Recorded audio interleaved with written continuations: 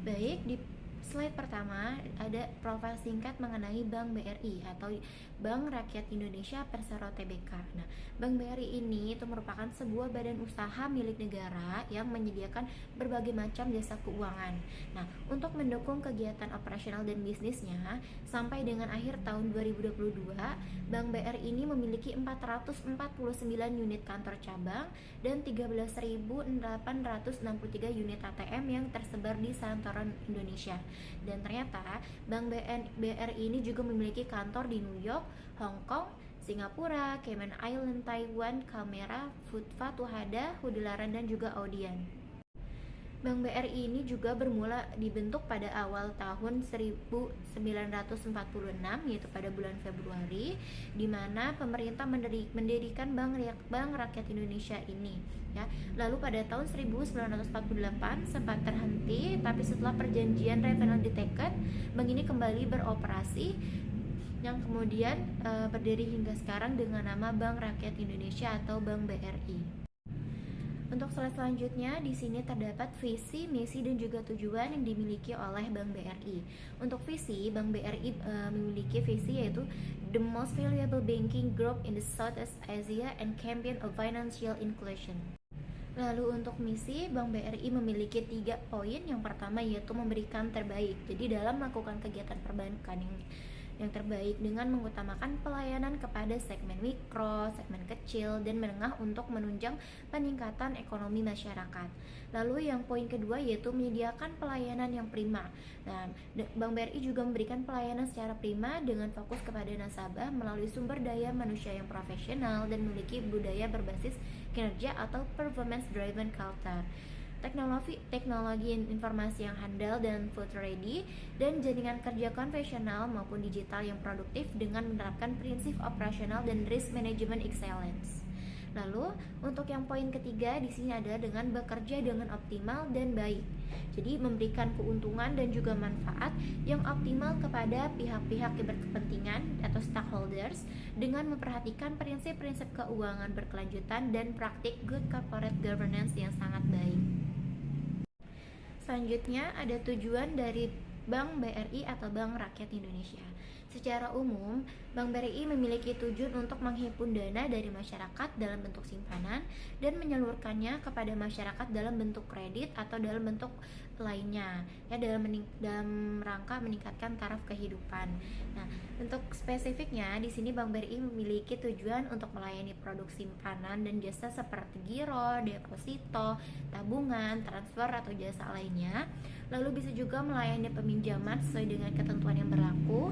Bisa juga untuk melayani permohonan dan memutus pinjaman sesuai dengan wewenang yang diberikan, dan melakukan kegiatan administrasi lainnya termasuk pembukuan, nota pembukuan, bukti pembukuan, dan pelaporan unit kerja. Serta masih banyak lagi tujuan yang dimiliki oleh Bank BRI. Baik, selanjutnya yaitu tata nilai perusahaan, di mana BRI berkomitmen untuk menerapkan prinsip good corporate governance pada seluruh tingkatan level organisasi dalam upaya meningkatkan keberlanjutan dan nilai tambah atau added value terhadap perusahaan serta melindungi kepentingan shareholders, patuh terhadap ketentuan dan undang-undang yang berlaku. BRI secara berkesinambungan terus meningkatkan penerapan CGC dari top manajemen, khususnya Dewan Komisaris dan Direksi. Pelaksanaan komitmen tersebut dibuktikan dengan penerapan prinsip-prinsip CGC di setiap kegiatan usaha BRI, yang ditunjukkan dalam visi dan misi BRI, corporate value, dan strategi kebijakan dalam keberlanjutan perusahaan. Selanjutnya yaitu penganggaran dan keuangan, yang dimana evaluasi sistem penganggaran BRI unit pada PT Bank Rakyat Indonesia Persero Kantor Wilayah Mikro Bandung menunjukkan bahwa sistem penganggaran BRI unit sudah dapat digunakan sebagai alat perencanaan, tetapi belum sebagai alat pengendali. Hal ini disebabkan karena tiap manajer pusat pertanggungjawaban tidak mempunyai persepsi yang jelas terhadap perannya.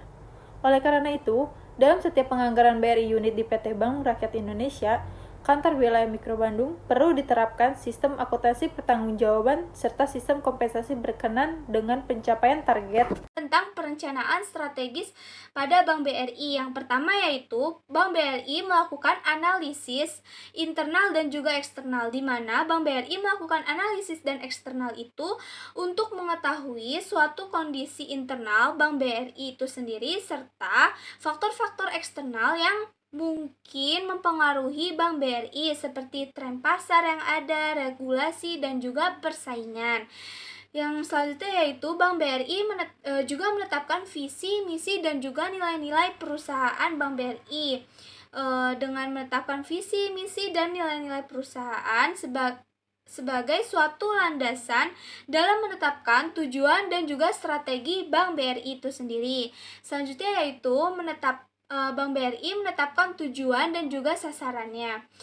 Bank BRI menetapkan tujuan dan juga sasarannya dalam jangka panjang dan juga jangka pendek yang lebih spesifik, terukur, terperinci, dan juga dapat dicapai. Selanjutnya yaitu Bank BRI juga menetapkan strategi. Dalam menetapkan strategi yang tepat untuk mencapai tujuan dan juga sasaran yang telah ditetapkan dari awal dengan mempertimbangkan faktor internal dan juga faktor eksternal yang ada. Selanjutnya yaitu menetapkan rencana aksi, di mana Bank BRI menetapkan rencana aksi yang terperinci dan terjadwal untuk mencapai tujuan dan sasaran yang telah ditetapkan. Selanjutnya yaitu Bank BRI menetapkan KPI atau Key Performance Indicator, di mana menetapkan KPI ini harus dilakukan secara terukur dan dapat dicapai untuk mengevaluasi pencapaian dari tujuan dan juga sasaran yang ada. Selanjutnya yaitu Bank BRI menetapkan rencana keuangan. Dalam menetapkan rencana keuangan ini itu dilakukan untuk mendukung dan mengimplementasikan dari rencana strategis yang telah ditetapkan. Selanjutnya yaitu Bank BRI juga menetapkan rencana pengembangan sumber daya manusia, di mana Bank BRI menetapkan rencana tersebut untuk mengembangkan sumber daya manusia dan juga mendukung implementasi dari rencana strategis yang telah ditetapkan.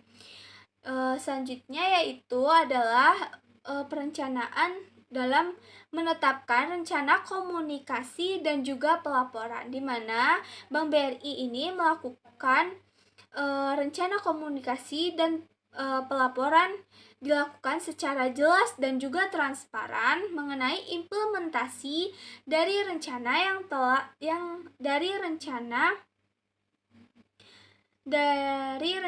yang strategis kepada para stakeholders.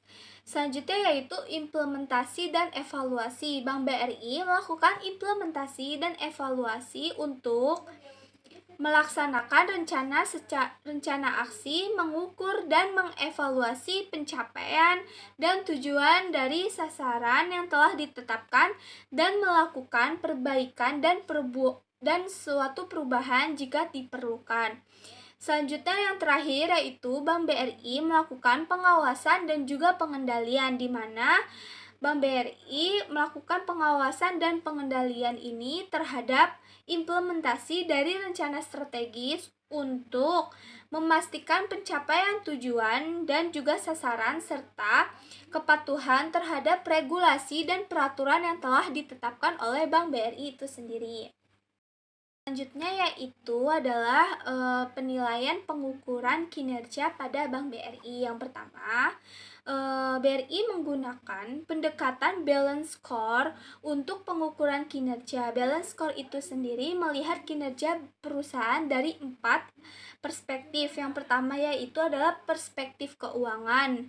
Dalam perspektif keuangan ini mengukur aspek keuangan seperti profitabilitas, pertumbuhan, dan juga pengelolaan keuangan pada perusahaan Bank BRI. Yang kedua yaitu adalah perspektif pelanggan. Perspektif pelanggan ini mengukur kepuasan pelanggan, loyalitas, dan juga pangsa pasar yang ada pada Bank BRI. Yang ketiga yaitu adalah perspektif proses bisnis internal.